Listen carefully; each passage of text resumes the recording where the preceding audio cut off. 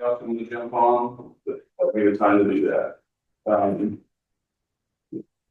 we doing a roll call for the work session? Yes, sir. Molly Antoine. Here. Alex Bissett. Here. Dan Briscoe. Here. Walter Townsend. Here. Roger Whitley. Here. Tyson is not. I'm not sure I was heard. We could probably throw in here that. Yeah. Any modifications of the agenda that we want to put in before we? All right. Right along there, mayor report is a few times. What you said,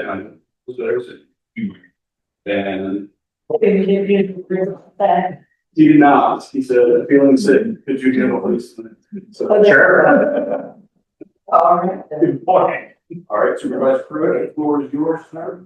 Thank y'all so much for having me. I wanted to come down as soon as I could and brief y'all on the Murphy. Turned out as soon as I could, but not as soon as I liked. We had budget work sessions that were on every single one of the town council meetings for the last month of change. So this is the first one I've had free. I don't want to make sure I can down here and talk to y'all all about the budget. I want to go over kind of the big picture of what we're looking at with the budget, which is going to be adopted next week. So you might have heard sort of an advertised tax rate that has not actually been adopted yet. Hasn't been adopted.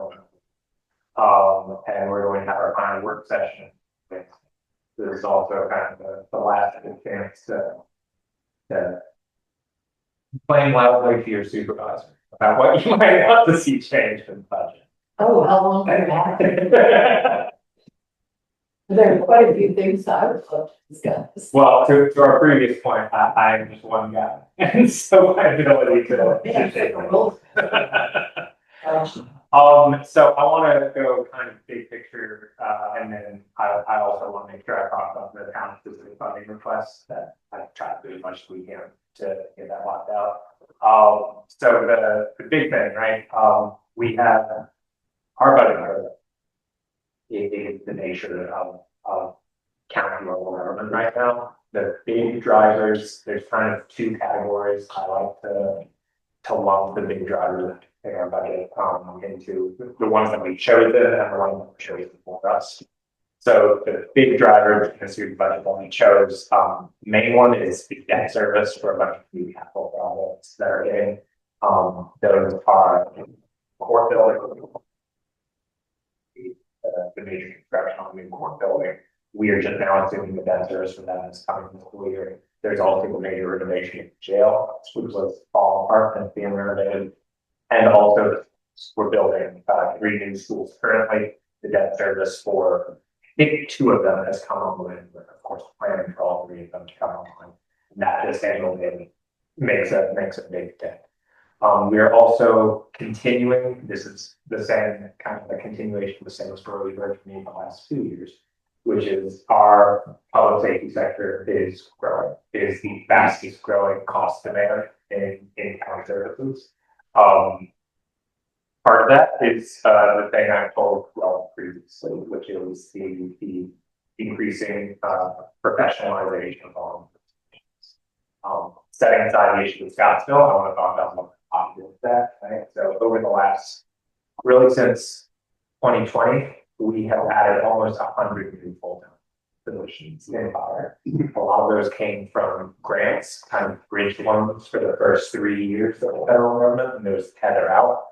So we are starting to actually acquire the pay for a lot of those hires that we did not immediately have. This is kind of a nationwide problem that a lot of rural communities are seeing, where we've historically managed peak costs low in rural communities because we've had robust volunteer systems. Frankly, the age of rural communities is going up.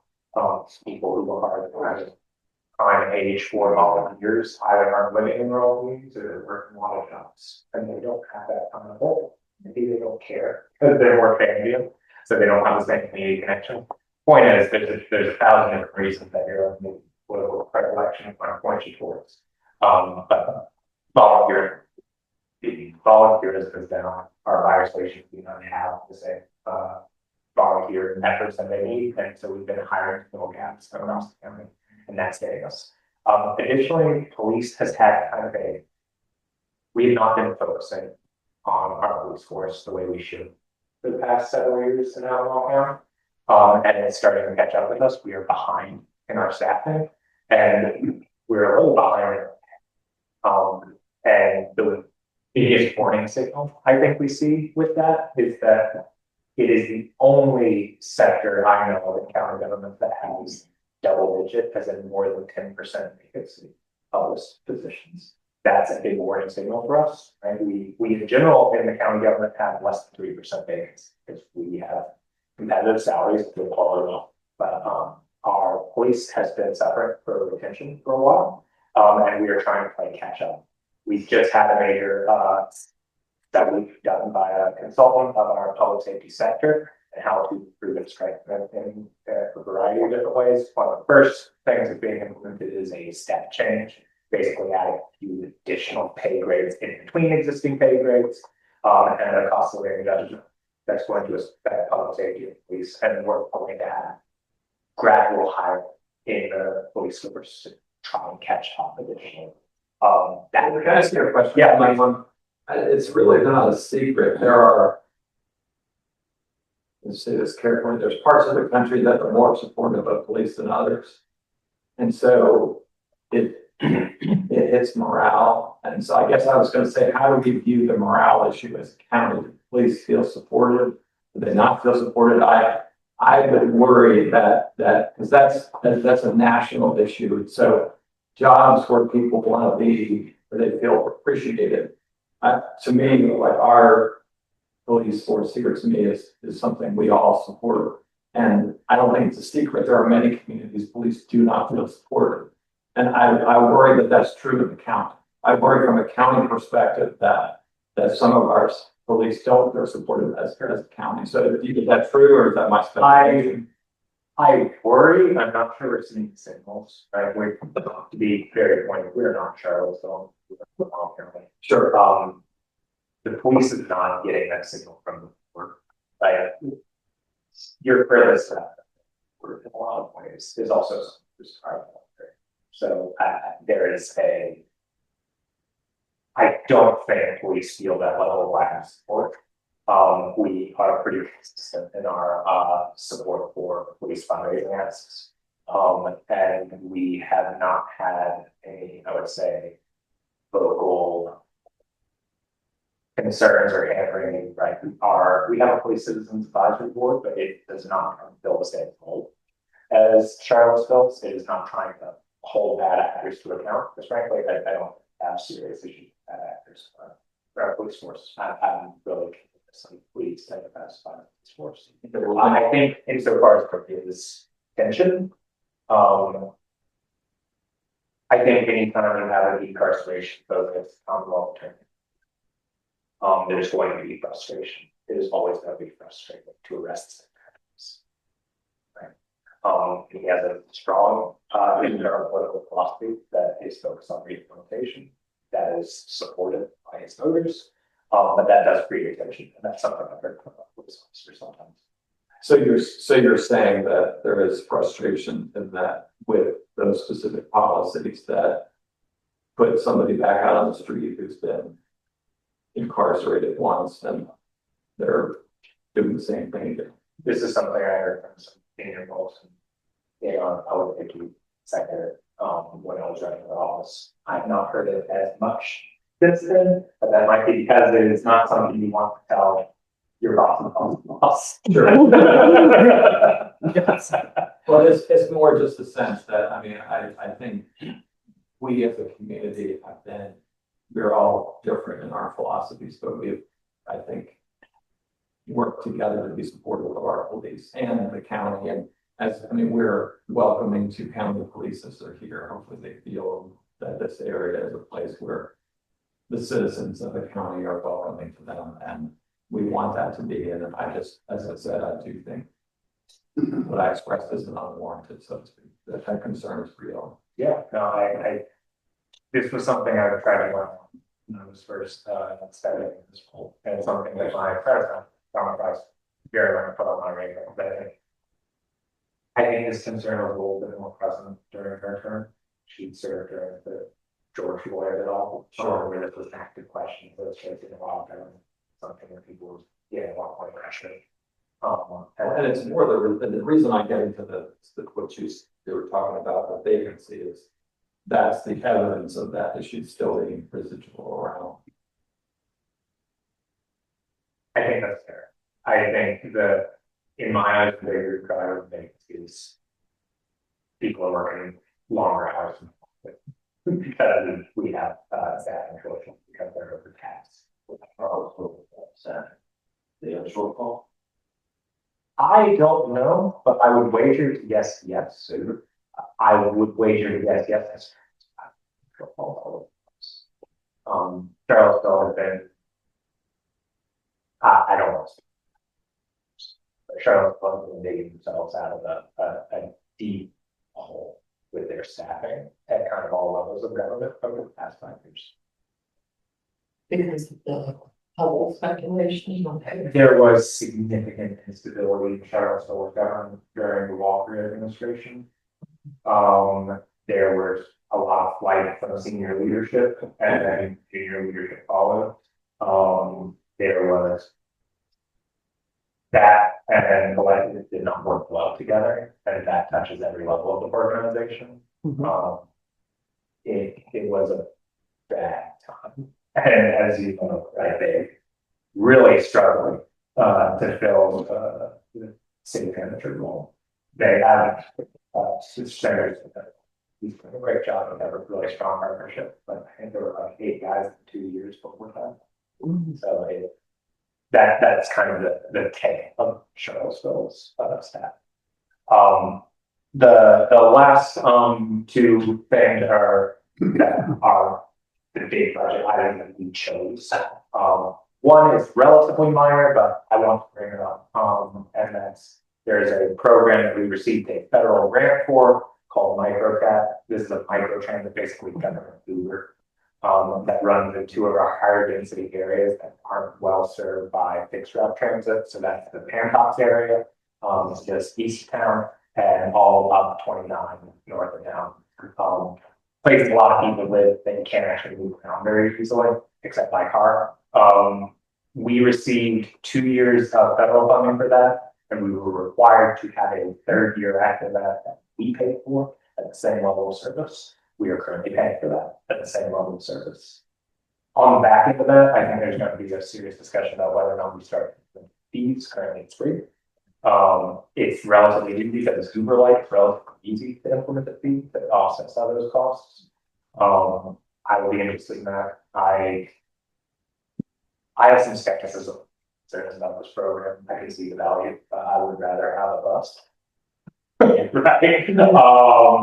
And there's a concern that buses don't necessarily well in these areas. We haven't built these regions to accommodate buses well. But there's fundamental things. I would be concerned because Uber isn't even a part of this community at all. You try to call that, Oh. that's not an And if there were, yeah. you have people drive. The microcat, I think, does drop people off their houses. It's not like running target to, our central point. And it's the catchment area I just gave some critiques to my microcat now to defend it a little bit. The argument for that these are relatively contained areas that you're allowed to use them. Most folks who are using them are folks who either would not have another way to get to their appointment and give them a level of regularity they can rely on, or their alternative would be instead of riding because normally they're almost always full driving. They would otherwise be doing it one way on their own, which is something that as a climate conscious community we try to do. The last thing that's a budget driver we chose is the housing investment fund. The housing investment fund in the proposed budget is currently funded at $5 million. There are a lot of factors in county government and in the community, self-included. We're trying to get up to $10 million inside of this budget here. The main thing that the Affordable Housing Development Fund does is work with mostly nonprofit developers to do some mezzanine financing. So a level of support in addition to their other parts of their capital stack that make it viable for them to offer homes that are committed to an affordability level. Almost everything that we commit dollars from the housing investment fund is going to be committed at the 60% or lower, meaning the housing that is affordable to people who make 60% or less than the area median income. I do just want to hang a light on this. It's something that I think about a lot and it matters for Scottsville. We currently use the same income level for the entire. Yeah. We don't use small area communities, which we could. How do we jump out of that? How do we select? It would be part of the problem with that. This is gonna be a very technical conversation I don't want to have. I understand that, and I would love to do that. Okay. But this is going to be needed for the whole region. Scottsville generally has a lower home prices and lower median incomes than the rest of the region. So this can be kind of frustrating. People will say, oh, it's 60% AMI, and it will be closer to 80%. But this is also doing some work here. The last iteration of funds that we put out, we've only just started making yearly funding notice of availability so that people do competitive applications and make it scored and ranked. One of the winners of that was People Housing Alliance, and they're specifically using the funding that they got in this round to do repairs to existing properties. I am sure you all have, I know I have gotten some concern about the level of repairs at the PHA property here in Scottsville. It is my hope that a significant amount of that money is going to be going toward the Scottsville school apartments. And I'm not getting probably asking for some money in this place. That's the type of work. Where does the funding for that come from? It comes from tax. And what, that's the increase in the tax and automobiles? The proposed increase in the personal property tax is Yeah. the current proposals for that to be. Yeah, so money from that is what's gonna fund the program you're talking about. That's correct. Okay. So there's my complaint. Which hasn't been approved. I know it hasn't been approved, but let me just register my complaint with folks here that are tired of paying the highest personal property tax in the country for Virginia. And on top of that, Alabama is right there with all its other taxes as high as Northern Virginia. So it's a great idea. Yeah. And the Navy, good idea for me, right? Yes. They're speaking their So, own language. So it's a good idea, Gary, but it's just, I just don't like where the funding is coming from. Because we pay enough, and, we're down here 20 miles away, where we do rely upon our cars. We don't have microcap, we don't have Uber, we don't have a job going on through here, but it's just registering my disclaimer on funding. I do want to quickly note on the type of tax we're using for it. So there have been motions. I made motions for advertising tax rate increase in proportionally equal amounts for real estate and personal property. The real estate I didn't have the votes for. Right. I wanted to make How much for windfall are you seeing from AstraZeneca, because the county executive said significant. that you didn't need to raise the taxes, so we'll just let the normal appreciation of property, because you're not adjusting the military, right? That's correct. Yeah, so it's tax revenue is still going to be decreased, and when your county executive says you've got enough in your plan, you're still looking for money to raise off of the taxpayer. Right. The county executive is always. Because I'm not the only one. I know you're not the only one because I can show you the email right here. Go The question on what Council Whitcomb, Council put this together. Some of the points you made earlier, I understand, that the cost of living increasing, and the last several years, tax, property assessments have gone up, the tax rates have gone up, and everything. And as you were saying, we're down here, but we have to understand, some of the people here don't make the amount of money. Now, if you really want to get geographical, you look at Charlotte, where I'm all, you take everything from Wild Road north. Those people make more money, they have more things to do whatsoever. So what is happening, back to one of the other things, I work for the city of Charlottesville.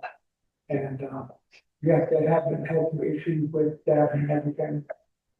I've had constituents come up to me and tell me that, hey, you know, I live in Albemarle County, I've been here all my life. Taxes are going up. You can afford this, they keep on, you know, getting more and more and more. People are actually moving out of the way. That what's happening with the city of Charlottesville. And somebody, take for example, the utilities department. They would require they like for all workers to live within 25 to 30 minutes. They say an emergency. Well, when you can't afford to live 20 to 25 minutes, now the people say, well, okay, well, I'll move across the mountain. Okay, that's 20 to 25 minutes, it's 45 to 50 minutes. We have people coming from Canada. We've had people been told, hey, you know, you're not quite meeting our requirements to how close you are. So what do? They have to leave the job. The other thing is you said that y'all have the, I'm doing the jail thing, and you've got 2 new schools and all. But I know that the county is getting so much money. I'm not gonna sit here and tell you the county is not budgeting money right, but there's a lot of people wondering where's all that money going. I mean, technically, if you really want, like I said, that Wild Road, if you would have taxed everybody from Wild Road up north, the whole county would survive if nobody's counting it. If nobody's counting the Wild Road paid a dime, the county would still move on, still have plenty left. Hopefully we're gonna find out when the money's coming. Sure. Yeah, so like that. So, We're having people, yeah, leave the area. When we have people leave the area, have less money going to the county, you know, for taxes and all. That's a volunteer thing. The general view to the whole volunteer thing, but I'm County Fire Rescue. When they limited the area to Scottsville Rescue Squad, Scottsville Fire Department, we understand that by doing that, it cuts back on the number of calls that Scottsville Volunteer Fire Department runs. So at some point in time, when it comes down, we'll say, oh yeah, Albemarle County Fire Rescue, we ran 115 calls, where they only ran 50 calls, and, you know, 3 months. That's because the area got shrunk down. Now, if a lot of people in this area, and I agree with them, a lot of people, I think the ultimate goal for Albemarle County is to do away with all volunteers. I mean, it's bad enough that people are not calling it right now. Do you have any idea how much it costs for an ambulance back in Scottsville, Charlottesville? My daughter fell when she was in high school. She graduated in 2015. She fell at Monticello High School. Albemarle County Fire Rescue picked her up, took her from Monticello High School, Martha Jefferson Hospital. That bill was $975 alone just for the transportation. What's that, 4 or 5 miles? Not even a mile and a half to 12 miles. Let's go ahead and add another 20 miles to that. Just the other day, I was coming from Blue Valley. I saw Albemarle County Fire Rescue on Route 6 in Blue Valley County. How is that working out? I mean, who is Blue Valley County paying Albemarle for their services in Blue Valley? I mean, you know, I'm not trying to put you on the fire. Yes, let's try to steer this back to the presentation, and then we do Q&A after, if that's a good thing. yeah, a lot of things I would love to respond to. I do want to make sure I can get through this, but I'm on midsection and I got this much. Oh, More often. yeah, no, I hear you. I hear you. So those were the things that are driving the budget that we selected. The big things that are being forced upon us, that I want to make sure we talk about.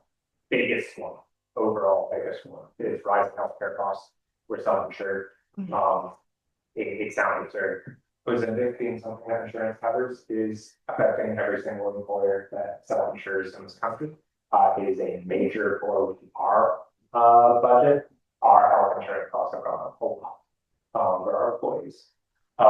We also have other agencies that we support, things like, or that have an agreement with the county through which they provide services, things like RWSA, the Water Authority, right, a separate organization, but also the library, CAT gets, we pay a portion of based on the ridership for people who are riding in common mixed routes. All of those agencies are kind of following our lead from 3 years ago, and they're doing compensation studies. They're increasing the cost of their services, and with that, our percentage that we are paying is increasing. There's also, for example, a very public thing about the SPCA locally, got a very, I would say, messy contract fight with us over how much you're paying, and we're now paying the SPCA. That's with Region 10 also, with the, Region 10 in that part. Region 10, I would actually have to, Stuff. I would want to double check that before I nod, and say yes. That's the type of service I'm thinking of. I'm not sure if they've done a compensation study that would affect, payment we were getting. I want to get the extra feedback on that. I'm not ready to say that's so, but it feels good. And the last one, is revenue sharing. The city is in a contract with us that we cannot easily unwind, where we pay a little portion of blood for them every year. It's about 22 million right now. I'm not happy with it. No, this. We do not have a tool to get out of it other than good. And I've met them. You know what I'm saying? There's been, you know, the new chair of the county GOP has made this a big issue that he has brought to our attention several times. Why aren't you fighting legally to get out of it? The thing I will say is if we had a legal concern that we wanted to consult our counsel about, we would have an answer, and we would not tell people what the answer to what our legal counsel had told us, because you don't share what your legal counsel has in the conference. And we have since not try to get out of that legally. So you can make your conclusions from that, if you will. I do not see, as a lawyer myself, a way that we could get out of this other than making nice with Charlottesville and asking them to maybe put a ceiling. That would be what I would start with. Have a ceiling on, so it can't continue to grow exponentially. So this is how we would approach Alamo County. We unfortunately don't have that. We do not have the ability to have a separate property tax for y'all for a ceiling. I have tried to skin a cat several different ways, either regionally or income wise, on creating different rates, but we have a constitutional mandate that's very hard to get around. Okay, you're talking about the tax rate. I'm talking about the actual income from property taxes. Like, how do we approach that? Clarify a little bit. No, I'm just talking about the, you know, we don't get the money from the property taxes that are collected. You're saying the disbursement of the money taken from the county, for this part of the bank to the county workers. Especially since we're talking about these initiatives that are not affecting us and giving us service and things of that nature. And if I could ask for it, I'd love to know what Albemarle County is doing for us. You know, they talk about how they've done a lot for us and that they're doing too much for us. I want to know what that means and what that says. Like, you know, how much in your budget goes to us? You know, are we getting the fair share of this agreement that I think needs to be? My predecessor had staff doing also on this in the past, and I can give you the answer from that previously.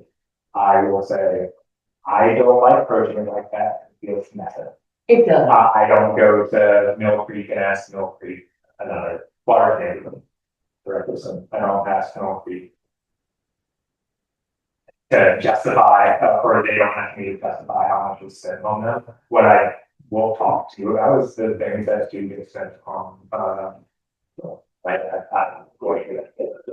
talk about, the very confident levy for me. I could talk to you about, for WSA projects that we made work in this, region. We had actually the largest. This is going to feel pointed, I don't say this as the largest percent gap in, service capacity for water, any of our regional facilities here in Scottsville. We're actually paying more proportionally for this, than what we use by it. Yeah, but by how much, you know? Yeah, I hear you. I'm just saying, like, it's not, it's not something that I can do that. I personally don't see it as a very productive way of engaging budget. I can give you that later, that may make you feel better. Yeah, it would. I would like to see a little bit more detail. I think that it's not, we've seen this numbers before in there, in our paper. I'm gonna bring you everywhere. So a lot of things frustrating because the stuff that actually help us change and do things we want to do here. Or overlook. Yeah, I Essential services are. Yeah. Couldn't do that. I mean, I really am not trying to be combative with anybody, but I wanted to actually be straightforward about the question because it seems like there were lots of deals here and there, but nothing has really been cleared up as far as either where this money's going and what we're benefiting from. I think the comment just then helped illustrate why I don't to do this, because I think this is valid. I've seen this list also. If I even presented on it, I wouldn't find it possible. Just to be very clear. Why is that? Because the numbers are wrong. The creation of the list was on the county side, it's not requested by Scottsville. In order to come in and say, look at all we're doing, so I don't think it's a healthy way for You know the best way to talk to these people. I'm just wondering why, you know, like, is it a secret that I can't look at the list or? I mean. It's publicly available. Excellent. I'll look for that. The main things I want to talk about, we alluded to it previously with the AstraZeneca piece. I would say that's the central budget story, right? The budget's over 300 pages long. There's a lot of things that happen in the budget. I always like to condense things into what are the big budget stories. If I was a reporter, what would I talk about? What are the big moving pieces that are relevant to this? Here, what are the changes? The biggest budget story is around our tax-based composition and AstraZeneca. So the tax-based composition, we have grown as a county continuously for decades, but specifically over the last decade, we have grown significantly residentially, and our residential growth is outpacing our commercial and industrial growth. There are ways that's good, and there are other ways that's very, very bad. The main way that's bad is a larger percentage of our revenue being more impacts taxpayers. You know, I would much rather have a bunch of big businesses based in London paying for most of our taxes than for the people that should pay most of our taxes. And so that is a, yeah. Question just popping up while I can ask you. The majority of UVA is not walking on. Did you get anything towards that walking on? There's a handful, but I mean, if you drive from UVA, there's new builders, there's always something doing. I'm County has to that. You're not good. You need to. so I can address Even UVA, there would be something like that. so I have the legal authority to get money from the residents, don't have legal authority to get it from the UVA. So there's kind of, I would say, two strategies here. The city has loudly said a few times exactly what you said. They called on UVA quite publicly, kind of a political stunt in many ways, but also it's what they want, right? It's what I want, but I don't know that I do it anyway. Calling on UVA to do what's called a pilot, a payment in lieu of taxes. It's not a tax because we can't assess them tax, but you know what you would pay in tax, just give us that. There's a very few handful of properties that they do that with, but not most of them. So the city has actually done pretty publicly. President Ryan, former President Ryan, responded to that and basically shrugged it off. He's like, oh, we can do that. Never seen it done with a public university. Which is a great way for him to not answer the question. And I think kind of indicates the university doesn't want to pay money, they don't have to pay. The strategy that the county and that I specifically adopt here is kind of similar to what I was just saying on Charlottesville. I don't have a way to listen to what I want. The only thing I can do is be a very good friend who smiles to them a lot and go back and get something out of that instead. The strategy that I'm trying to enable and have been really direct about is I don't think I can get them to make direct payments. I do think as we move toward a consolidated regional transit authority, I think I can get the university to shoulder more of that. So that tax burden for transit is no longer falling on citizens. There's a variety of reasons that they went to that. And the university has expressed an interest in that. So I can't squeeze dollars from them directly, but I do want to make them pay for most of the transit. Continuing on, sorry, about the tax base composition, we want to bring, it's currently about 11% of our tax base is industrial and commercial. Just 10, 20 years ago, it was 15%. The cities is even higher because it's a city, right? We want to get that back up to 15%, then we want to grow it. The AstraZeneca development will bring us back to around 15%. And we want to continue to grow that campus, right? We have a whole campus there. This is one of the 3 lots. And North Fork's right across the street. We want to continue to grow that. Sorry, North Fork's. And that being said, that development may come online for 2 to 3 years. We, even without any of the housing, the extra 5 million housing, we would have been in the red this year if AstraZeneca wasn't coming online. We would have been looking at a 2% real estate property tax hike, which is about 4 times the size of our personal property just in raw dollars. We would be looking at 2% real estate property tax hike to keep current levels of service, if not for AstraZeneca. But AstraZeneca is not coming on for 2 years. So we're essentially doing a borrowing from the future. We have a 10% operational reserve that is never touched. That's mostly so that the bankers get off our backs. It shows that we have the ability to stay fiscally solvent in case of major emergency. And that's how we keep our really high credit rate, which lets us pay less for debt than capital, for example. We also have a 2% piggy bank that we actually are allowed to crash. This is our budget stabilization reserve. It is used in situations where you know you're going to have the opportunity to refill it in a future budget year. So we are taking out 0.5% this year, 0.5% next year of that budget stabilization reserve to bridge us when the AstraZeneca revenues are going to come online. They're going to come online, refill into that over the same period, and then that growth from that new tax revenue will make up for that. Yeah, it will get us back on track and close the gap in those 2 years. That's an interesting thing to know. It's not a major decision to work though, but it's a major budget story that I want to make sure you don't know. Another thing that y'all might well have heard of, I can tell you, the board certainly heard about it because it has made more people angry than the tax rate proposal has. And that is the school funding. So I'm going to go slightly back.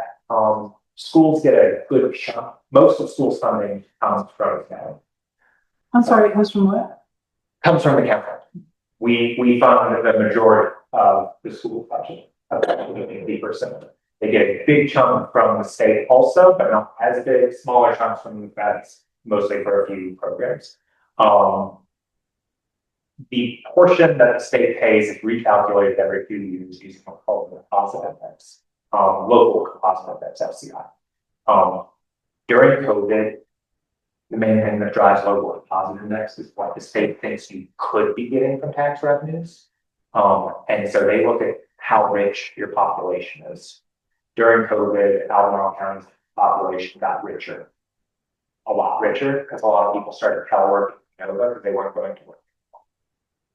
Or a lot of DC and other people moved here because they were no longer having to go health in person. It drove up our base income, and with that, we took a huge blow to health schools. And $20 million decrease in local funding to schools. That has swung back in the other direction. We got 20 some odd million in local positive deficit this year. That's good for our schools. You also may have heard the schools requested a major kind of out of the clear blue skies for us planning. We heard it from the community, but it was a new request from the school.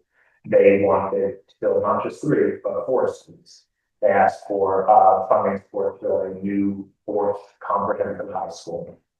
Is pivot away from the school's focus on learning centers like Center 1, Center 2, which are designed to kind of take a little bit of students from all 3 of the schools so that you don't have to, rejigger the catchment areas. That had been their strategy based on a consultant report 2007. This is a step away from that, saying, that's not going to need our growing population. We want to do, comprehensive high school. I don't see my goal of being question the school's decision there. My role is to figure out how to fund that if that's what they're saying is their highest. And to express frustration with the fact that they're telling me a deal after we were literally laying the beam on another one of those centers that they're now telling me to move.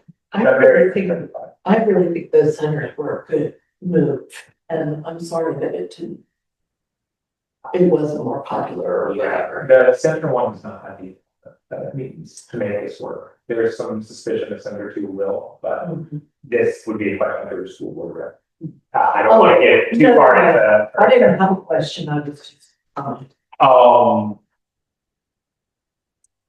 it is going to be very hard for us to build a new comprehensive high school. It's going to be so hard we can't just do it. We have to have kind of a 3-pronged planning process that goes into it. One of them, the schools are going to get paid likely from the governor here in a few days, are going to get a new taxing authority, a new sales tax authority. I have mixed feelings about those sales taxes, the most progressive tax rate strategy. They're going to get authority to by referendum levy a 1-cent sales tax for school capital projects, specifically for this. That alone is enough. They need to save that for 5 years, I think, before they have enough built up to actually start construction. On top of that, we need to reallocate a bit of the new growth in schools funding every year for either 2 to 5 years, depending on how much we're setting aside, needs to be put aside in the capital. And then on top of that, they might need to reprogram and reorder some of their other capital requests. But those are the kind of several different dominoes that have to fall being released. what area are all these schools in? They're all over the county or?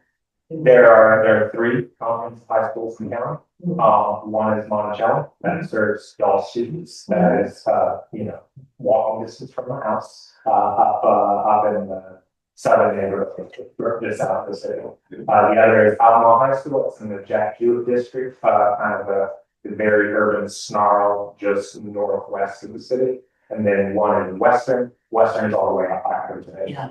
I just was curious about the new ones that are. The new comprehensive high school is such a dream vision program. It's going to be 6 years before we lay it. It will be. We don't have a location for it. They're probably going to have to do some cost engineering, and it's probably going to be constrained by where we own enough land to do it. And it takes a lot of land to make a high school or shield all that crap. But it takes a lot more land than it has in schools. Sorry, I don't people say crap to denigrate sports. It's No, it's not. great avenue for sports. Oh, you get to hear the Friday night games. I love it. The first time I ever went right next to a little bit of baseball. Yeah. They woke me up every Saturday. They were very cute. Sorry, I want to get back on that. The main thing that you're going to hear a fight about, and that you probably heard a fight about, I've certainly heard a fight about, is the county, knowing that schools were getting major boosts back in their funding, that's gonna catch them back up. And also knowing that they had this huge capital request that required funding, planning. You might remember the second of that thing I said, which would be setting aside some of the new growth into capital. We could do that in 2 or 5 years. To do it in 2 years, means setting aside 2.4 years into a capital reserve for school capital projects for 2 years, and that's what we did. That also can potentially give us a buffer if the composite index swings the other direction in 2 years and school funding shortfall, we could liquidate that to become operational and not build a new school, but maybe not fire a bunch of teachers. That was our plan. The school said, okay, but what if we just say 4 million and we save it, and we'll decide whether or not that goes to a new school or to something else. And the other 2 million we would like to use for operational needs for some new programs that we're piloting. The board was kind of split on that. No one on the board wanted school. No one on the board wanted the school to have control of the savings. The schools, I believe the board of supervisors sees schools as being much less fiscally literacy conservative, as in a little bit more willy-nilly. I would describe it as the schools are more politically responsive and we are more staff controlled. So we are more cautious and the schools are more fast moving to respond to public demands. What we all agree on is that we think the schools would not be able to commit for 2 or more years to keep that funds in a safety account. So we wanted to continue to hold that money in a capital reserve for the schools. Half the board was interested in giving the schools the 2 million for operational and just hold 4 million instead of 6 million. I was on that half of reach anywhere. So if half is a no, so the previous suggestion of 6 million entirely out last for the schools is what moved forward. The schools have since come back with another, and the schools put this out to parents. Parents have been lobbying us on this. This has been lobbying us on this. The schools 2 weeks ago gave us another letter that is kind of a complete pivot in their ask, which makes me less inclined to support the schools ask. They said, okay, ignore the new comprehensive school. We want to prioritize maintenance. We want all the money now to be plowed not into operational, but into capital. This is a letter we got from the school board share. Not clear that the school board ever agreed on this letter. They didn't in open session. We have not seen them agree on this in the school board meetings. These one member of school board representing Rio did not know this letter was sent out until I saw it. And so there's also, I think, an interesting extra dimension politically. The member from Rio is only elected official in county government.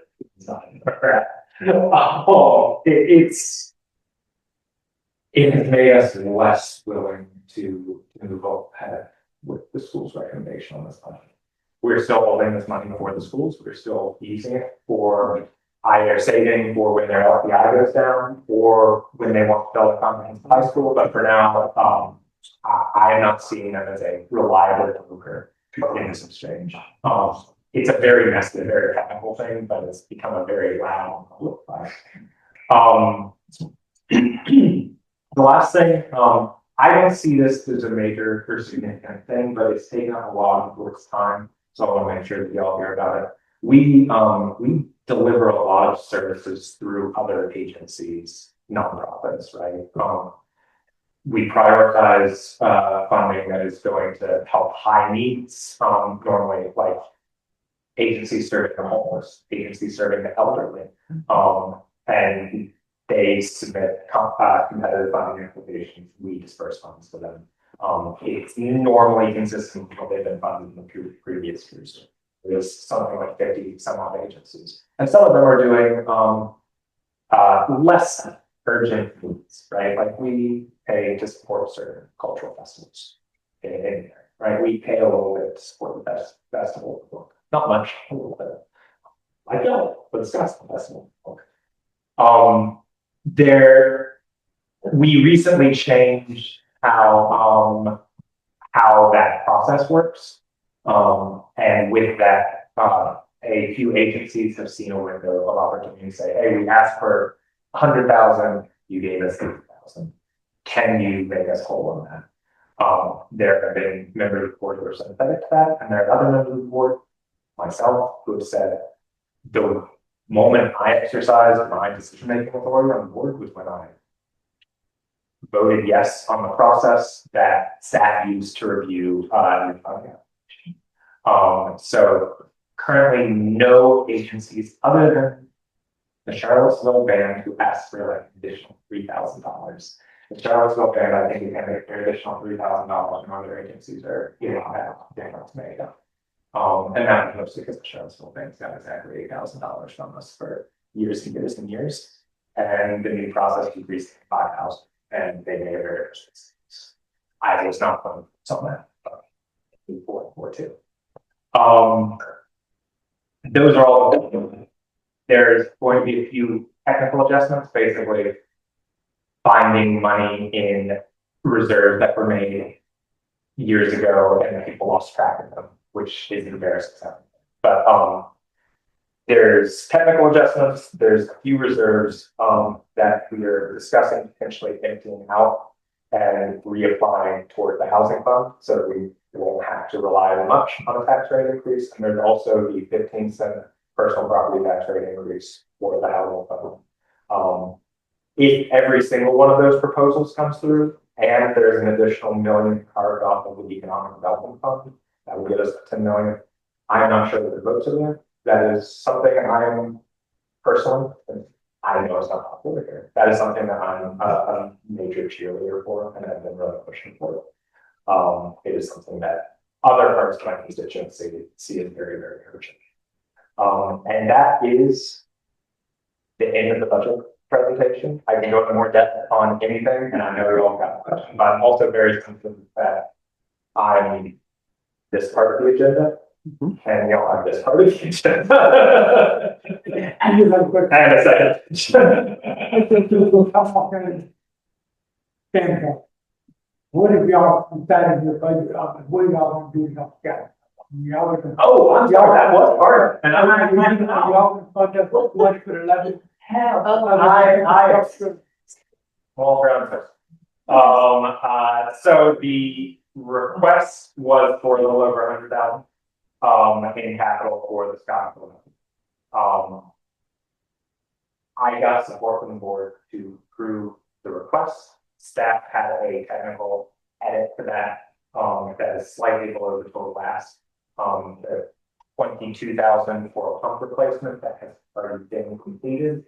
We staff sees that as a refund, and we don't want to make a habit of people making expenses and then asking afterward. It would be nice to get a refund. So we were paying 87 to Scottsville for the levy's capital improvement in this budget. The operating the memorandum is going to, just by its own terms, go up to 22,000 in ongoing costs this year. I tried to make it quite clear I wanted to have that contract reopened. I think I might need to bring it back to the board because I think staff is a little hesitant about reopening contract negotiations. Frankly, reopening contract negotiations, as I'm sure your town attorney can tell you, is a thing that makes a lot of people's heart rate go up. It's something that staff and lawyers are normally going to want to avoid if all possible. That being said, I don't know what your operational costs look like. I think the operational component is probably fine. The thing I'm more concerned about is the way it sets aside a portion of that operational fund for capital. I don't think is actually, I know it's not even, because you have major capital needs come up that were not covered by the capital reserve that the funding agreement creates. I see that as being an obvious indicator that we need to reopen the contract to change how, at the very least, the capital reserve component is completed. And again, I'm just going to be very transparent. This is a very small amount of ongoing operating money for the county. We could use it and it would make a difference. I know it makes a lot of difference to y'all, and I care a lot about what y'all think. Than where a few $1,000s goes every year. So I'm going to continue to fight to try and get this strong to do it. Because y'all, like I said, this is the operational memorandum. Y'all signed it in 2017. Okay, This is what gives y'all, from what we use to give y'all funding for the levy, for the main funding transfer into the, directly. Not public service, which is only example I can just think about the direct funding transfer that we do. And I know that since y'all don't have a real property tax, this is also a reach. Yes. One thing to keep in mind, I think, is that if we have a very unfortunate rain event, the county could find itself in a position where it's forced to spend literally millions of dollars on the town of Scottsville to drop on the cap. That is, And largely because of avoiding or overlooking necessary, relatively very inexpensive improvements to the levy system. One thing I will say, supervisor, I had an old employer who used to say something was better than a stick in the eye. So I would say $87,000 better than a stick in the eye. But we do appreciate that's helpful. That would be helpful also as we continue the efforts to remind them of our needs, as our town attorney had just said, that there's a lot of consequences if the levies aren't maintained. So thank you. I will, I'm a little embarrassed. I normally, if it's not clear, I like to make sure I've thought through and vetted most things I say before I say them. I've not vetted this next thing I say. And so, but it occurred to me, instead of renegotiating an operating, the county could assume control of the funding and pay for it directly. I might assume that y'all don't want that, but I'm not sure. If it's a question of just me putting a call bill to come up for it, and the Scottsville volunteers continue to run it. Well, if you didn't have anything to talk about the next couple meetings, and just fill it up. Oh, yeah, there you go. oh, that's really good question. So, other than like the, is there anything else with the county involved that they want to? You got anything in mind, like Joya Park or any of the parks around here that is owned by the county, or are there anything y'all want to do to upgrade, upgrade the facility? We're in the process of upgrading. Also, And I want to also give credit where credit's due. Yeah. Right? We were not first movers on that. The volunteer foundation was, as they were kind of drawing down their reserves, going into obsolescence. They highlighted some community needs in the area that they wanted to highlight. So they made a contribution to county parks to support creation of a bunch of active recreation for multiple facilities up in Dorking. I don't know if non-invasive trees is going to totally offset that. I might doubt it does, knowing how much they have in there. But that is a major improvement we're doing. The other thing, and again, not trying to make this adversarial. Y'all are hers, I don't want to take off. It is always helpful for if there are ways that the town could be supported. I invite y'all in person. There's a big reason I keep asking about what Charlie Armstrong's plan next door is because that gives us an opportunity to have a hope to funnel county money into a project. Right, developer processes can pull down proffers, and proffers can be complicated, but can create an opportunity for us to be involved. This came up with the tip with the tire factory. I understand council's concern about the tire factory, but I'm just highlighting that was an opportunity for the county to get involved in a way that would directly help Scott. And through the disappointed. One thing I would say,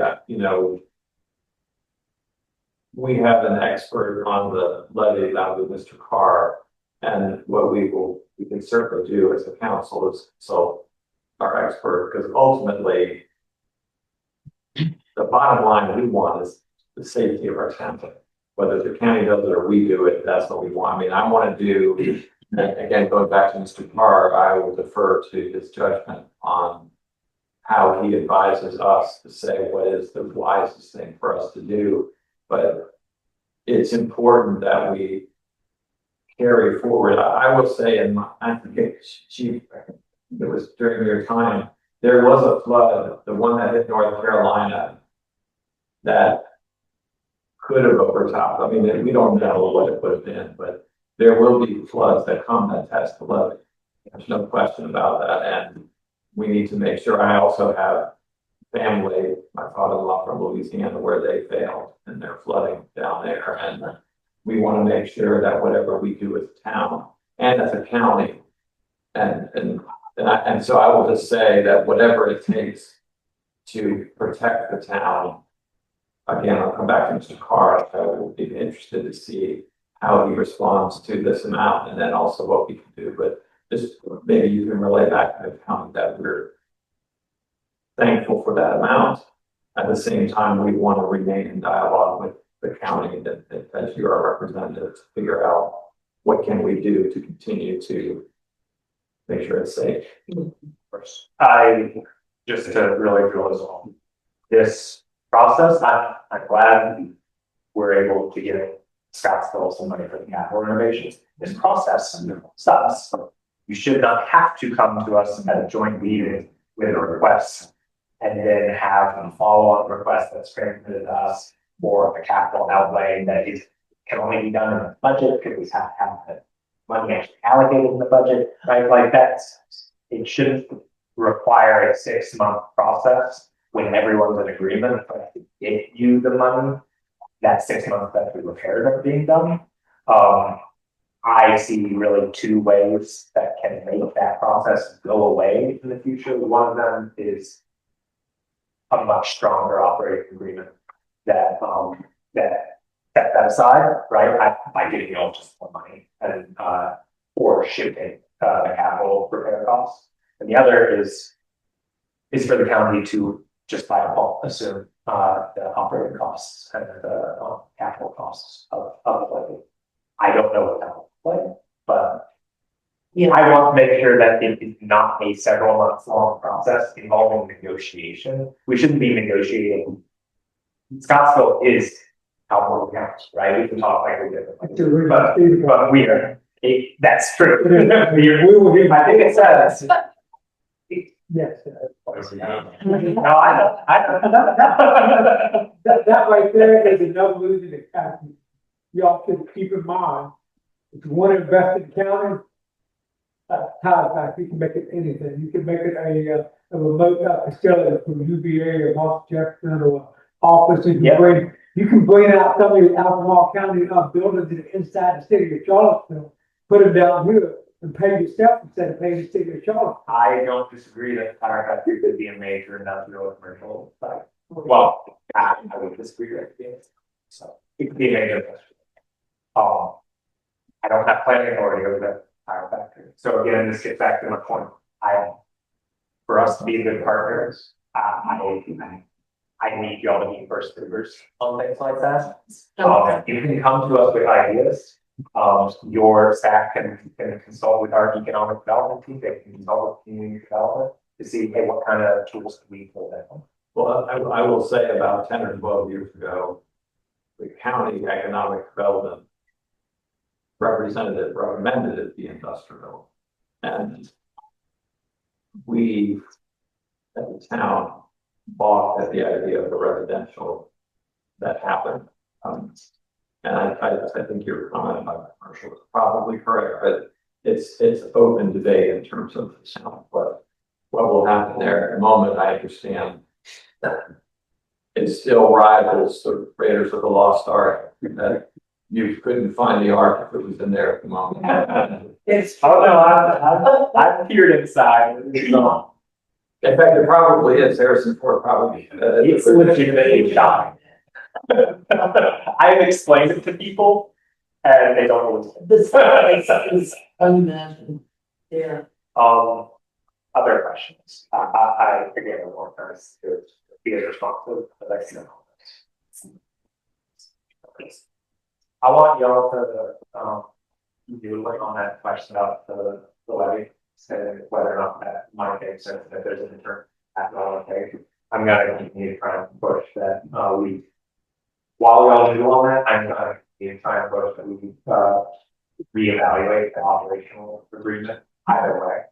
Trying to think of other last steps. Be on the watch, 22nd is when we'll adopt the tax rate. And I will say too, going back to your question, when the county people were balking at the 22, was Mr. Carr involved in that conversation, do you know?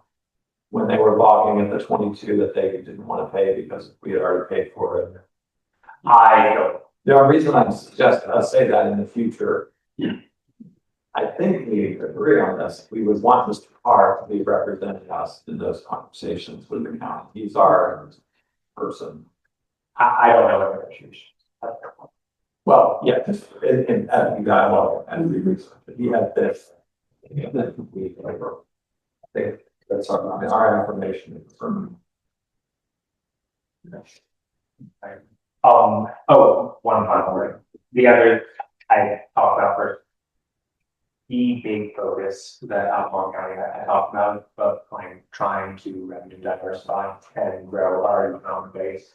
If the town of Scottsville, if the chamber comes to know, if y'all of your own board have economic development ideas and elements that y'all want to pull down county funds for, I am all ears. I would love to throw money at y'all if y'all have something that you think down to that. A great example, right? So, I think I can talk about this. Most of our funds get used for helping a business become site ready when otherwise they don't have the money for it, right? Like extending water and sewer. And that's the only way that they'll be able to open it, and it'll ultimately get us more revenue, but we gotta pay them to help. That's kind of thing. That's normally big businesses, that's really small businesses. If there is something comparable, it could be like someone saying, oh, we're gonna need to do some major roof repairs because it's an old historic building and make it go to be a hotel. It would be some work. That is the exact kind of thing I think the board has from some closed sessions. We have a specific, I think, appetite to use our economic development fund more for small businesses. And I think it would just tickle the board to be able to find some opportunities for small businesses in Scottsville that would be able to rely on the dollars. The thing we'll want to see is an argument made that it will raise the overall revenues, but more than the number we're always looking for a leverage ratio. I would be so delighted if Scottsville business or the town of Scottsville had any concept that we could have. How about like a beautification? Yeah. For the town. That We have like little to no budget for. that might be actually something. It would be helpful to have a proposal for what it would look like, but I think we could probably get a bite on that. Okay. I normally like to do remote meetings after I spoke. I was currently hosting someone at our house. I do want to be back there before they okay. Thank you for having me on here. Yeah. Now that I ain't running for Congress and I'm temporarily unemployed, I will try and make a point of being here more weeks. Yeah. For the first 2 years, I've been the only member of the board who is working. That is no longer true, but one, I'm not working, and several other people are. Once I go back to work, it will be harder, and I want to make a project campaign. But I very much intend to be more present. Thank you. Thank you very much. Thank you. I appreciate the effort and you get voted. Yes, sir. All right, chief. Sorry. Thank you. Have a good night. Now it's long time. Thank you for your time. Please. Mr. Mayor, Council, thank you all for having me this evening. I put together a number of the service that we did last month. We continue to, work on that stolen, tractor and that trailer that was stolen right from one of the farms. We actually got information of where the tractor was located. In our investigation, we were able to link in with, the county sheriff's office down around the Birmingham, North Carolina area and the West Virginia State Police, and we recovered the, tractor, and it's been returned to the owner. And the trailer has been returned to its owner as well. Went to, West Virginia. Brentwood and I did, interviewed a couple of suspects, got a search warrant affidavit typed up. I need to hopefully get a search warrant for some cell phone records. And we continue to work on that case. One of our officers was working speed enforcement here on Valley Street. When a vehicle come across the bridge at 70 miles an hour. Officer did a traffic stop. The driver was found to be DUI and charged with a .18. We assisted Albemarle County with priority 1 burglary in progress. Once we got on location with Albemarle, the suspects had already left the scene. The scene was turned over to them for their further investigation. We also assisted Fluent County. They were in pursuit of a vehicle coming into the town on East Main Street with 90+ miles an hour. We attempted to deploy stop sticks in an effort to try to slow them down, but our officers couldn't get them in position fast enough, so they got back across the bridge over to Buckingham. That individual has since been arrested. We did respond to 300 Page Street for a medical emergency.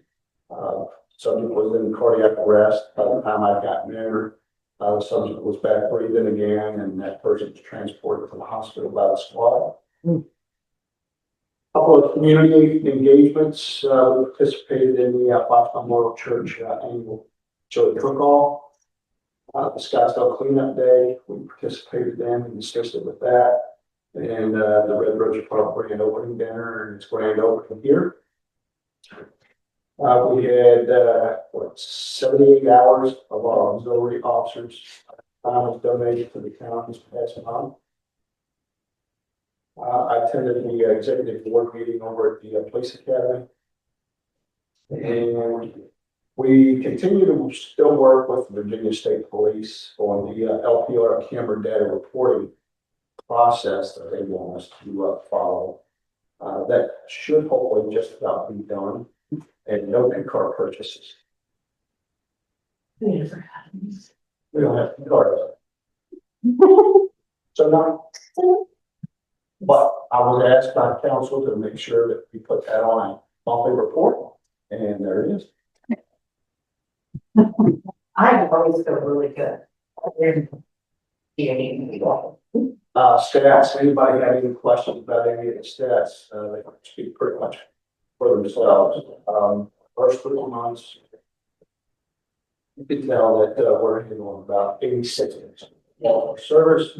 We did assist Albemarle County last Friday at their request, mutual aid assist with the post visit over here from Charlottesville to the south side of the county. So we assisted them for about 5 hours, making the post until he was able to get it back on his aircraft and get it down. So, Why still question on mine, is there anything that does what they possibly like for the town to ask Albemarle County, they can do this? There's no way that can. I've got a really good working relationship with Albemarle County.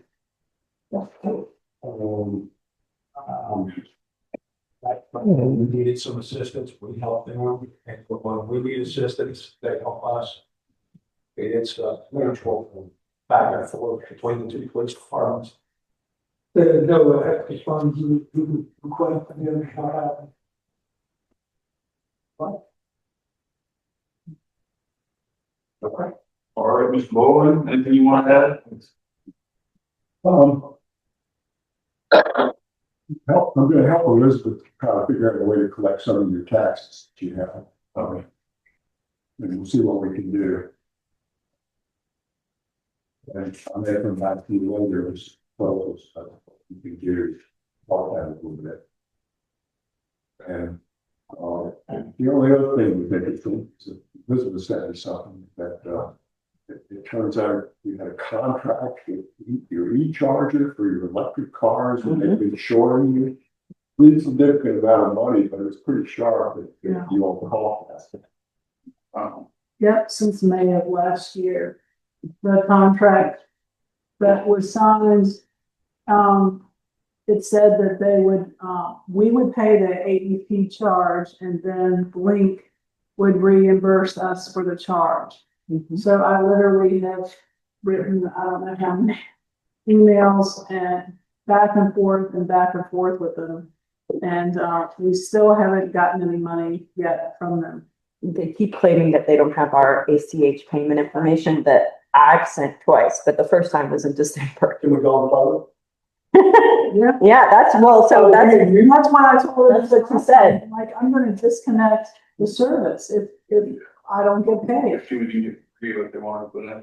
good God. Yeah, They are being used. Yes. So Lithic Construction, they have electric trucks that come and park, Okay.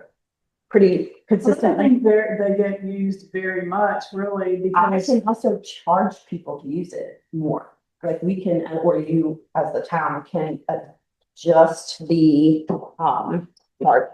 because people park there all the time that don't have electric cars. Oh, yeah, that happens So, and all. if someone did come through town and they wanted to charge their car, they can't because Someone someone else is else's parked there. gasoline powered vehicle is parked in the spot. I've seen that a lot. So if you stay parking too many times in a council meeting, it's gonna stir up conversation about it. Wish I would have known that like several months ago. All right. So anything else, Mr. Bowling? That's all. Thank you. Elizabeth? You got anything you want to add or? Turning around, see. Okay. So yes, I do have an administrator's report. I've continued to work on the FOIA response production that is due. I'll tell you how many hours. I think the police department spent 5.25 hours. We spent, Whitney and myself, probably 8 hours, and then Whitney had, 3.5 hours. So it ended up, and I've been in correspondence with the FOIA Council of Virginia several times to make sure that I'm doing this, following it to the T of what the requirements are. So I've had to, reply to the respondent last week to tell him that I had to give him an estimate. So I said 6 hours, and that was $200, and he needed to pay the $200 before we started. So he did that. And then last week, I thought that it was gonna take more time. So I through email again, copying Mr. Bowling here and the mayor to tell the respondent that it was going to be even more, and did he want to adjust what he was asking for because it was such a big FOIA ask. And I asked him that 2 different times if he wanted to adjust it, and he did not respond to that. So I talked again with, emailed, and then I talked to Joe with the attorney for the FOIA Council today. And it looks like it's going to be probably another $240 or $250 and 8 more hours or so. He suggested I could go 1 of 2 ways. I could withhold the remaining information and tell him he has to pay first, or I could go ahead and give him the rest of the information and then bill him. And they told me that if I do that, which I think that's the way I'm going to do it, is just provide all the information so I can say it's done. And then bill him, and then if he does not pay within 30 days, the next time he makes a FOIA request, we can deny it. So that has taken way too much time. But speaking of FOIA, so just as a reminder, I've heard from a couple of of council members that have had the recent training. Other members, you need to take it every 2 years. It's free, take it online, and then just let me know that you've taken it. And I've also continued, both Whitney and I, have continued to take different courses within, Virginia FOIA Council. I know that one of the, people that have been asking, multiple times about my FOIA training. Yes, I've had FOIA training. This council does not give, doesn't list it on their website, but they will provide certificates. So I've asked them to please forward the certificates so I can like Display. frame them and put them on the wall everywhere. Let's get off of FOIA. Well, it's We're trying. a big deal. It's a Yeah. big deal. So I perhaps, just feel like our finances are. okay, well, I'm going in Running order away. of what I've written. Can I do have a question, just access for both of y'all. If the town gets to a point where all of our meetings, work session, open session, everything's recorded and put online and whatever, and the information is somewhat accessible. Somebody send a FOIA request, can't we just say the information is there, you need to put it, legwork and go look for it yourself? It shouldn't be the town's responsibility to provide all the information there if they can get to it themselves. You see what I'm getting at? I do. I wish it was that easy. It's easy, What's you hard got about a tape that they can listen to the meeting back, but if the records are in the town administrator's files, I don't, she'll have to answer, but I don't think she wants the individual, rooting through her files to find whatever they're looking for. That's the problem. I think that we're just suggesting that maybe you go back to the way it was, where it was actually posted. You had the agenda, eventually the minutes, It's always, and the.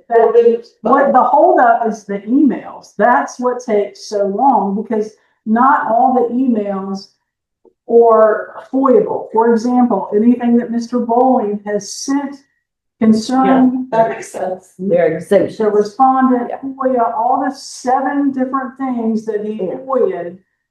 If Mr. Bowling sent it or I sent it to him is exempt. So I have to go Read through it, that everything that had to do with Mr. Bowling's response. Or you could have, So, hire someone to help you. I don't know. oh, okay, is council gonna hire someone? I came to help you and you never used my help or anything but file, so I can. Excuse me, so You're talking about some of the things we talked about and waste the council's time talking about. So if you'd like to air that out right now, we can do that. wow. You seem a little perturbed about that. I want to get with the boom. I want to finish the agenda and talking about you helping. I think this is really I'm important. going to do that. No, I'm just saying that if we're not getting to the financial reports, we're not Well, getting you anything. know what, if you would stop talking and let me go through my report, okay? We're going to get to the financial Why section. is everybody getting so rude all of a sudden? Because you jump around everywhere. That's why we have an agenda, so we can start at the beginning and then get to the end. So we're continuing. Wow. I see. So, anyway, to continue about FOIA, the council, I'm asking you all to decide if you want individual emails or if you want to have town council at scottsville.org. That email has been set up. If a respondent or there's an inquiry with the town, if they want to send an email to the town body, they can send an email. That comes up because of the anonymous Save Our Scottsville flyers that were posted on town facilities over the last 2 weeks. This past week and the week before that. And the everyone's individual emails were provided on, and it was asking like, oh, if you're Save Our Scottsville, then listed everyone's email. So What if they what's that? They just printed a webpage, stuck it over Those individual web pages are sacred. No, but we could be protected as a council if you had a public facing just shared inbox, which I did create for you guys. The big problem with that is you've got public park and traditionally public parks have been considered public forums along the streets and sidewalks. So I want to go out there, stand in the Scottsville Pavilion, and it's a whole sign up saying Jim's a horrible attorney.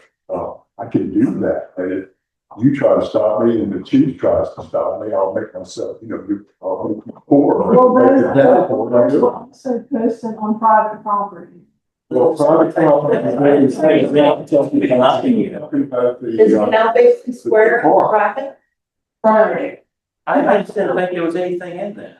Well, it was just, I mean, I don't know why someone brought it upon themselves to do that anyway. But my concern with that is There's something knocking. if someone sends you an email and says, hey, Oh, sorry. something's broken at Van Fleet, whatever. Can you get that looked at? And then someone sends something to this, Mr. Briscoe saying the same thing, or maybe they send a compliment to Townsend. And then everyone is getting individual emails. Well, what happens? Like, You're the point of contact on something with that example. well, do you forward it to me? I mean, that's No, what. I bring it up in the next work session, because people have done that, like the state of the flag. Right. It's just an email, right there on the town webpage. People can send off the email. Well, my email is there, but what I'm trying to do is, Consolidate. You see all of our emails.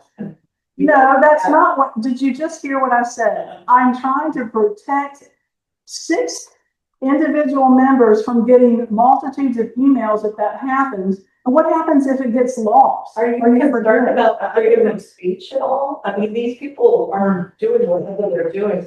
I don't think it really has anything to do with you personally or any of that. Let them I don't see know all why. the emails. Why would Okay, you? so can we make a policy that if you get an email that is something that someone wants something fixed, that you send it to me? No, because we can ignore it. It could be like, hey. Then what does that do to the citizen that sends you an email that wants something to fix? Yeah. What's that? The record, vote for it. Okay, now, wait. Well, wait, I'm not voting. All right, let's move on. I didn't think that was hard. Let's just go on for you. When we accepted the duty to be an elected official, any thing we do, any email towards our elected officials become public information. Yeah. So there is really no freedom of speech as you were referring to or I whatever. was just talking about here. Let's pull those down off of public. We are elected officials. And private Therefore, property. And on we private answer to property. our constituents. Whatever. Okay, you could take those down, but I think public forum is kind of a thing, Whatever. whatever. Yes. I mean, I'm asking for your opinion and no one seems to think it's a problem. So have at it. Use your emails. Wow, okay, thank you. I understand he was territory. Well, I do too. That's why I'm saying I think a group email would be better because the next FOIA that comes up, I mean, I already didn't get responses from town council that I had to send 3, asking for this information. And it's very important that that I present this FOIA information to the person that wanted it. And if it's not done, perhaps Mr. Bowling can tell us, and I think he did in an email, what happens. Right, So so we're I'm trying to talking, we're protect, talking you know. about public forum, people would like to, if they want to go down there and protest peacefully, they can do that. My That's the point problem. is that it was hard to get responses from people Right, in but town council. they're 2 separate issues. Okay. All right, let's move. I will talk about a comprehensive plan, other than that we met. Regarding the town's comprehensive plan, and it was reviewed by the local planning commission. It was has to be done every 5 years. And we met all those requirements. I met with the town's ABC special agent, Micah Stephen, along with the farmer's market manager to discuss the town's existing DORA permit. And, based on that discussion, in order to, preserve the ability for the Fridays on the Canal and the Fourth Market to allow vineyards to sell in our sample product, the DORA permit, had to be eliminated. And, also in that conversation with the agent, he gave us some information about trying to collect from El Cazador. And he told us that because of the permit that El Cazador had, that sometimes they can use that as leverage to get the business to pay their taxes, their delinquent taxes. And actually, he wrote me this past week and told me that that business turned in their ABC license. So we don't have leverage at that point. Efforts have also continued to collect overdue default taxes. We're still getting taxes in. You know, they were due March 1st. I received a payment today from a business here in town. I've been talking with Mr. Bowling about the realty company, First Dominion, and also with Kevin Quick. And anyway, so that's an ongoing thing. If you have a physical business here, location, then they have to pay taxes. And then operations and facilities, staff oversaw repair of the HVAC unit located right outside the windows. The ice storm, I think I told you all that it had knocked the HVAC system off. So they built a new platform, and then the conduit had been stretched. So that was repaired, and that was at $14.50. The bathrooms have been de-winterized, and the public bathrooms at Canal Basin Square and Farmers Market are now open. However, a leaking sink faucet and copper pipe was broken at CVS. So the plumbing company came out today, and they'll be coming tomorrow to repair it. And there was a portable restroom that was outside of the farmer's market throughout the winter, and that has now been removed. There was a complaint made about it, and then I was calling around trying to find out whose toilet it was because the town wasn't paying for the toilet. It was something that had been delivered, I think, for the Chamber of Commerce earlier in the year, and I guess they forgot that it was there. So they picked that up. Many of the curbs in the town have been repainted. Seasonal mowing has started. So the new mower is working well, or not new mower. The mower that we had repaired is working well. Bruce Park, Van Cleef, and the farmers market area have all been mowed. And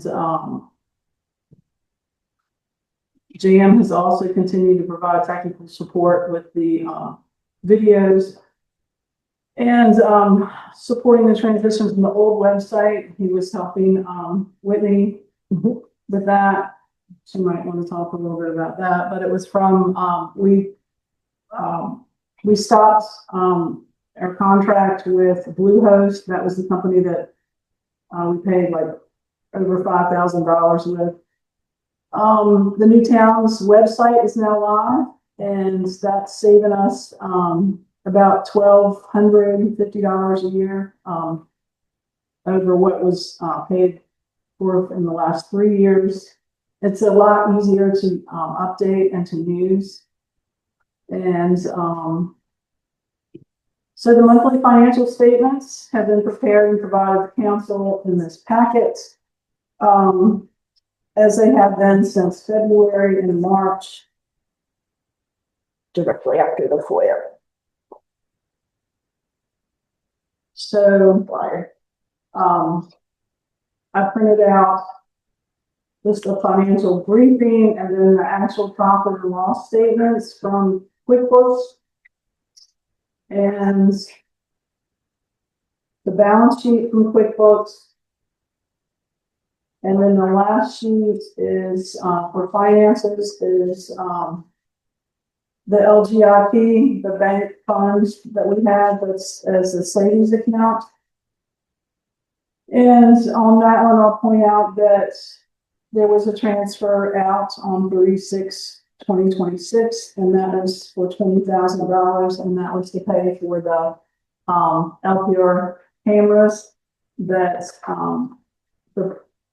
there's a grant for, but we had to pay for it, and that's my understanding that then the police department or the town has paid back.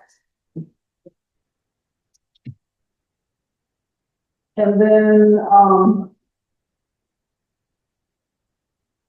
Roger had asked or suggested that we look into some of the house bills. And so we printed out, we both worked on this, to print out the house bills. And, I'm sorry. That's good stuff. We elaborated on what. Yeah, I mean, I know it's up for a point, a little later, so I won't get into it. Okay, But just, yeah, don't just wait beyond what I thought. So everyone can just read and Absolutely, credit. yeah. All right. Yeah, yeah, and I'll also put in here for how it would affect the town for the relevance to Scottsville. Right. yes, yes. Then this latest meeting is going to see the signatures, but she has until 11:59 tonight. Oh, They really? sign off of some of these which are still pending the signature, Okay. or to return. I think civics and Georgia, so I don't know all the anything else. Or return it to the assembly for more review. I don't know, but yeah, the deadline is tonight. Okay. Well, we'll follow that one. Yeah, just see if anybody's sure it's something more controversial. Okay, thank you. Yeah, no, it's good stuff. You know, I was perfect that, And then the last thing is Thought you would like it.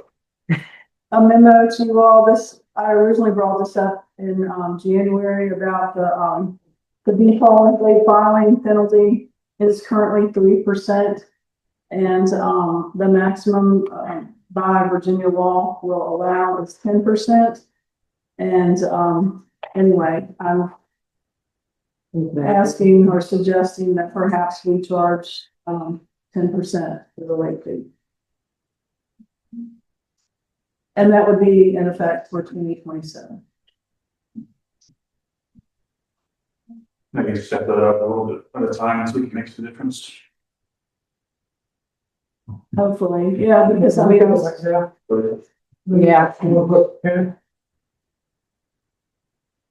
Yeah. Want to get income, but you don't want other businesses. Right. Well, I don't know that their reasoning behind not paying. You know, I don't know that anybody has a hardship.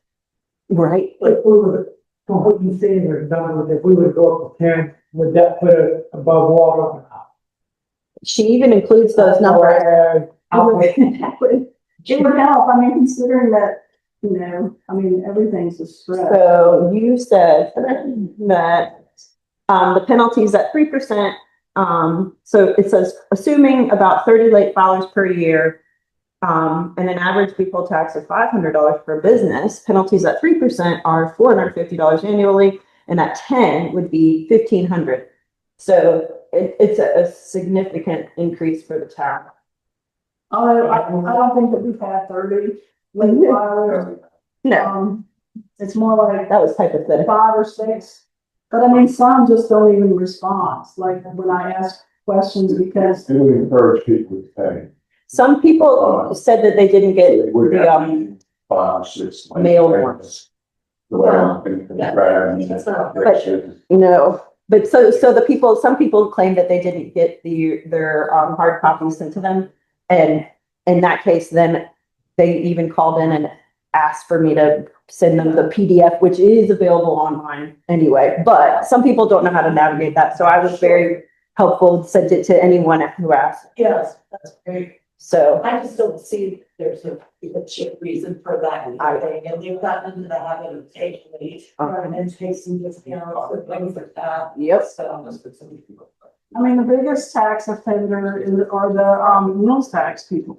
yep. yeah, But we're getting, I think that's that's so crazy if you think about it. because the people are giving it. Yeah.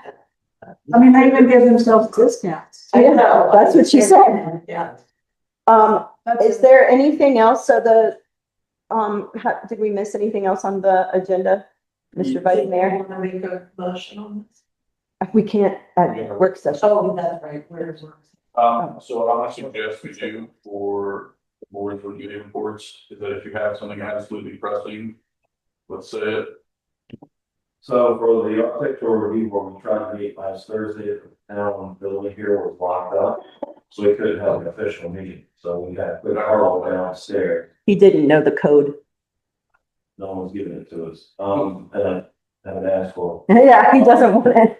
But anyways, we had a quick call, a couple things that we were talking about was, we need to get back on track with doing minutes and video at the meetings. I understand the minutes are pressing burden upon town staff. I don't think there's any way, I mean, we could do the meetings, I think we're fine, on the minutes rather.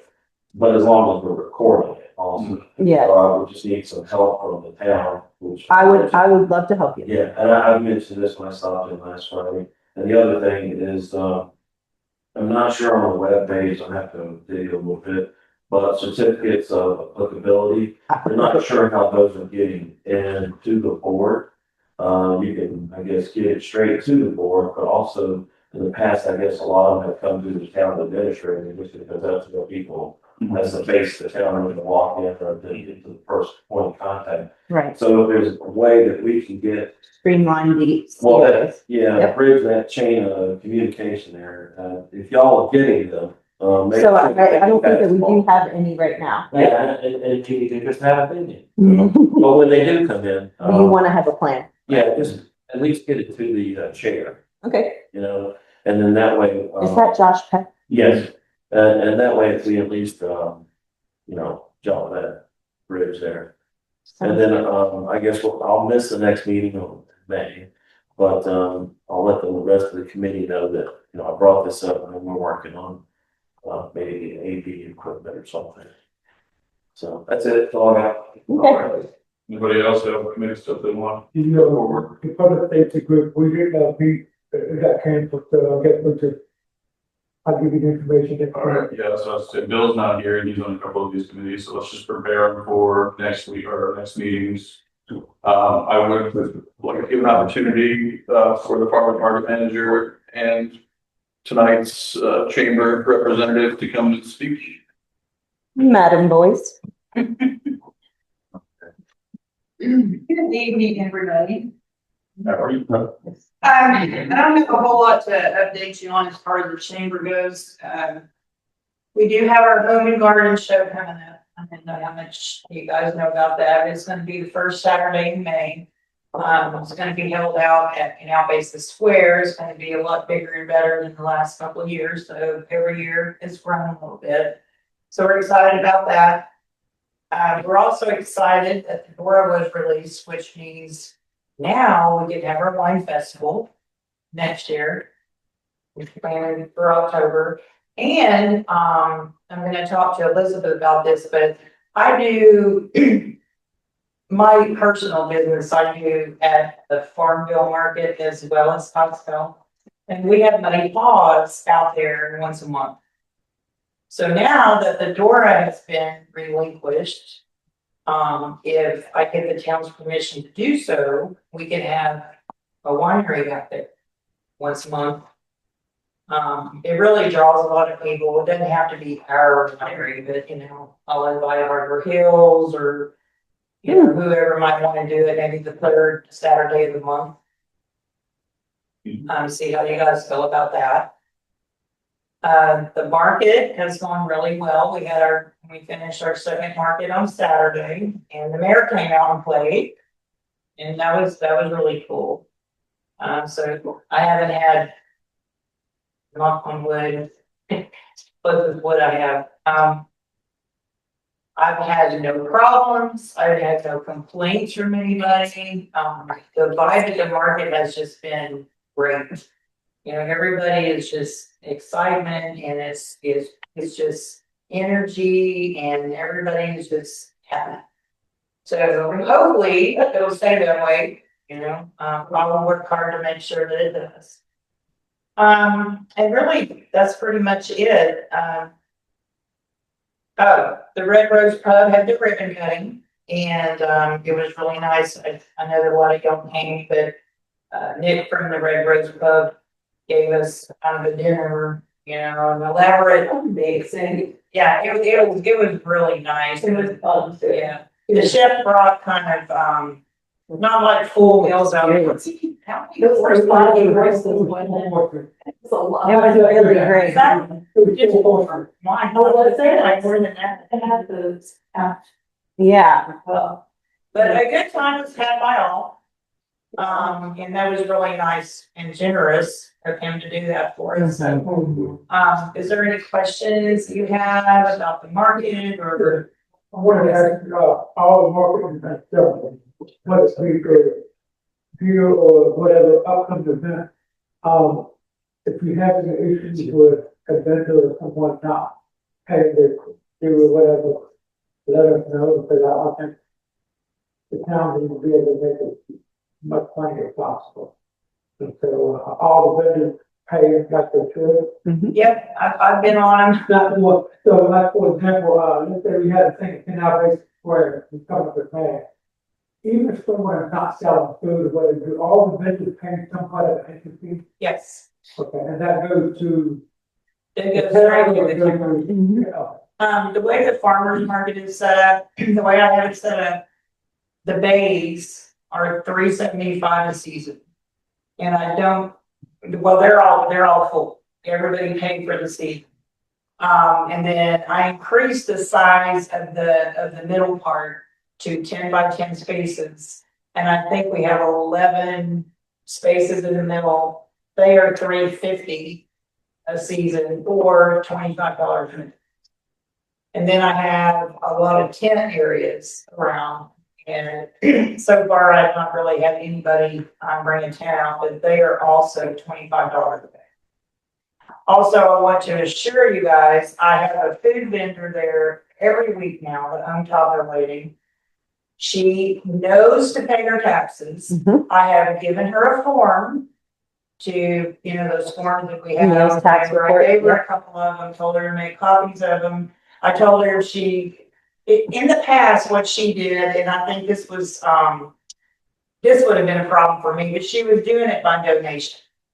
Okay, so it's like, you do it by donation, I mean, I guess you could add up how much money you make every month and pay the taxes. But I did suggest to her, and she took the suggestion to start charging a fee for the tacos. So like, I don't know, $3 or $5 or whatever. Mhm. And then, of course, she does the tax. So, and the food truck that's been out there, I also gave her a form and I'm sure she understood that the taxes needed to be paid. I didn't tell her the 20th of the next month, because that's very reasonable, you know, you have 20 days to pay. I told her, you really need to give me a check. Like now. The last market of the month, add up your sales and just give me a check and I will be happy to take it to account. Well, that's a good idea. Good job. Right there, they don't have. Yeah, Tax you don't even have to, just give me the money. You're like, I really want to chill one. All right, I think we got You the got holidays, maybe you could, look with the mayor, the vice mayor, the administrator, and come up with a solution about, how far you want to go on delinquency before this, thank you, we do. That makes sense to you. Mayor, vice mayor, and administrator, sir. Well, Someone that way we don't get to a situation where we're 2 or 3 months behind or whatever. oh no, that won't happen. But no, that won't happen. I'm not afraid to ask them for money. You know, they don't give me the money. I will tell them, you know, you don't pay your taxes and you're not come back. Yeah. So don't worry about that. I'll take care of that. Anyway, that's pretty much it. Everything's kind of, chugging along, and like next week, it kind of depends, you know, like the last Saturday, we had less part-timers at the market than usual, so I had some gaps in the middle, but like next weekend is full, you know. So the days are usually always full. I did have, one vendor that called me yesterday and they had a death in the family, so, you know, one of the bays will be empty. And basically what I try to do is always keep the bays full. So if I have an empty bay, I try to move someone from the middle to the bay, you know, and then try to spread out the people in the middle, so it'll look a little, you know, a little alert. Yeah. That's pretty much it. And you don't have to come in, iron you. Do it. Great job, Miss Kathy. Oh, you don't know any, I know nothing. stop saying stuff like that. I'm living on a wing and a prayer. You're doing great. But I really have to, thank Elizabeth and Whitney, because they have really supported me in this, and they have been absolutely wonderful. Thank you. And Then did you have anything, Andy? Thank you very much. Sean? Thank you. I hope to see you guys at the market. It's fun. It's really nice market. Do you want to, did you want to? Saturday. The Housing Council, and I have to, which I like it to be honest.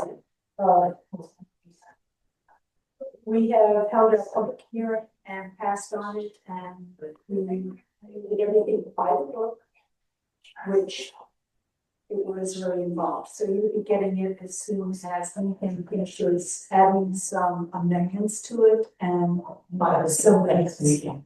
Yeah. So, but scan. So I'm trying, I hope the meeting gets over before the second act, because that's when you're going to hear thunder again. That's, they're practicing, this is Tech Week for, a bunch of amateurs, which opens on Saturday and it runs 5 days, so Saturday, Sunday, and then Friday. So, the entertainment, we should go and support them, because the money that we make on that show helps us pay you.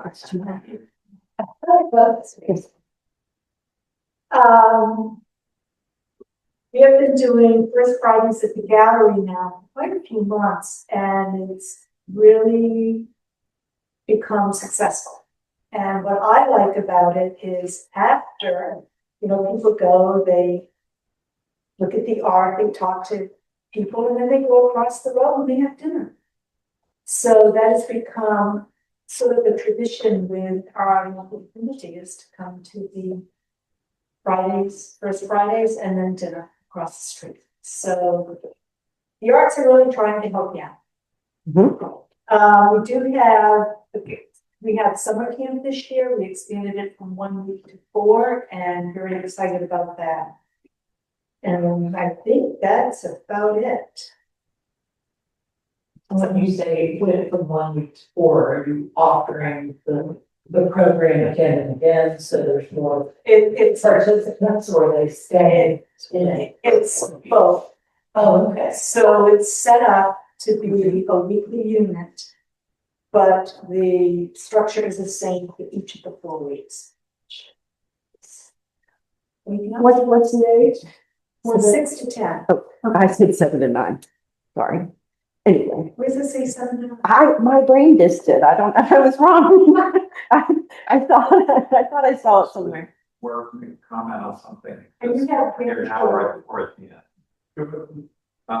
The mayor and I talked about a couple of things that are related to, one of them is the 4th of July. We talked about, actually, and said, would you be open to an idea of like doing a reading of the Declaration of Independence on the 4th, maybe like 3 o'clock. And then maybe on the 5th, the Frederick Douglass speech, which is the famous speech, the 5th of July. So that was one thing. Y'all, that's something. So we have to find a place. I don't know what we would do. Town hall. Yeah. Yeah, here or downstairs, somewhere outside, Yeah. somewhere. No. That sounds like it. And then, yeah. Float and read it as you go. Yeah. But we would invite people to come and read. We would invite citizens to come and read parts of it. That's what just happened at UVA in Rotunda, and they had each segment was read by different people in the community. It was really cool. So that's the idea. And then the other thing would be, so this April 23rd is the 75th anniversary Barbara John's speech Oh, yeah. over in Farmville, the new statue of Virginia that's in the Capitol. And we talked about the idea, maybe we could have a resolution or something, even though it'll be a few days after that event. Just remembering and encouraging people to remember this famous Virginian, Barbara John's, both with the anniversary, the 75th anniversary on this 23rd of April, and also the statue. So anyways, that's the thought that he was gonna mention that tonight. Anyways. Safe. All right, is there anything else that we would like to talk about before we adjourn? All right, Or one thing I included, this is agenda, whatever, and time for it, all these house bills. But I encourage people to synopsis, put in a really good, it's things that are gonna have a direct impact on revenue and expenses. From the nickel and plastic bags coming back to us, to 3.5% on the cannabis tax. Things like that, and the two that are really tough to unpack, and you don't know how they're going to impact our expenses, are the collective bargaining, for the right for town employees to form unions. That should get signed by the government, and then that cannabis bill, that's gonna impact everything from zoning to revenue. So An overview. pay attention. See if they get signed, the somebody's already had it. Yeah. That's it, I'm done. thank you. All right, made it, guys. You there? Bang your gavel. 8:56.